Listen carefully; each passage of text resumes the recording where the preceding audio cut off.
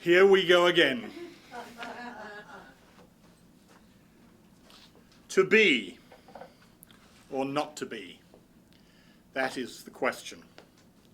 Whether 'tis nobler in the mind to suffer the slings and arrows of outrageous fortune, or to take arms against a sea of troubles and by opposing end them.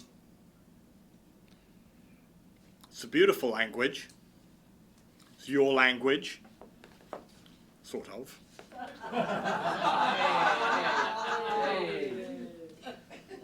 It's my language. And command of the English language allows someone to say exactly what they mean. It's an amazingly exact language. To say that someone is beautiful is just one way of saying it. You can be more and more explicit about it. Exquisite, delicately explicit. Exquisite. Sorry, English is a second language. You can get so exact, you can mean exactly what you want to say. And that's one of the joys of it.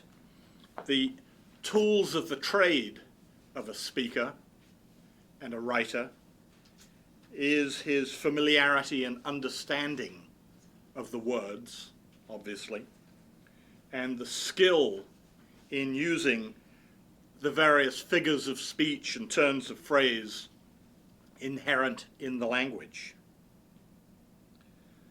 It's your trade. They're your tools in public speaking. And last week, just by chance, I happened to use a phrase. And I was amazed by how many people came up to me and asked me about this particular phrase. And the phrase was, I used to be undecided, but now I'm not so sure. And it's a fairly common thing used in the English language. But I decided to research it and explain it maybe a little bit more. It is not sarcasm, it's not irony. It's a paraprosdokian. Oh, yeah. Of course. Paraprosdokian. Paraprosdokian. And what it is it's a figure of speech in which the latter part of the sentence or phrase is surprising or unexpected, and it's frequently used in humor. And so to the English, it's the air we breathe. Anything that's part of humor is very basic to our character. One of my father's favorite paraprosdokian was never ever strike a child except in anger and then strike to kill. We were never sure if he was serious or not. There are some famous ones, even penned by Americans. I've had a perfectly wonderful evening, but this wasn't it. Groucho Marx. Or Dorothy Parker, if you know her as a writer. If all the girls who attended the Yale prom were laid end to end, I wouldn't be a bit surprised.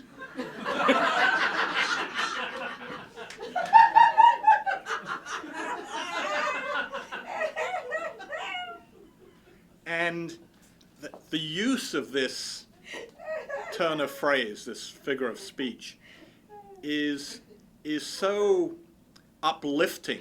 It gives you a very specific insight into what the person is trying to communicate. Interestingly enough, you have irony, which is saying one thing but meaning something totally different.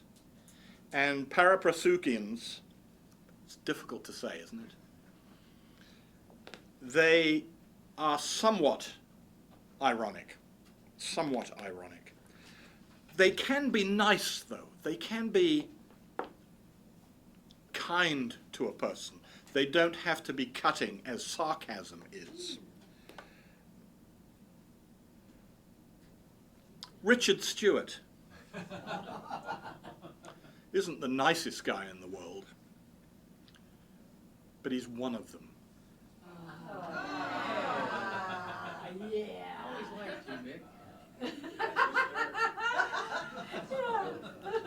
And I heard that one time, not using Richard, but I heard that one time, and I thought, doesn't that communicate exactly what I feel about this guy? Just, and I think it's the difference. It's the emotional curve up. You can do it up or you can do it down. And the down ones tend to be humorous, where you go from here down to something else. And the ones that go up are heartfelt. I thought I'd give you a few.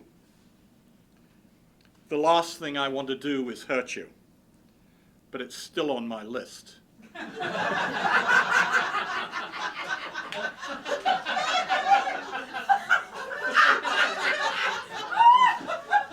Oh, that's funny. War does not determine who is right, only who's left. Ah, that's, yeah. Hmm. Ooh, yeah, that's true. I asked God for a bicycle. I know God doesn't work that way, so I stole a bike and asked for forgiveness. Hey, I like it. That's a loophole. Ah, that's great. You're never too old to learn something stupid. Nostalgia isn't what it used to be. One of my favorites, change is inevitable, except from a vending machine. So I suppose my message today is just, it's a wonderful language. There's so much to it. It's so enjoyable to use. I invite you to do so. Madam Toastmaster.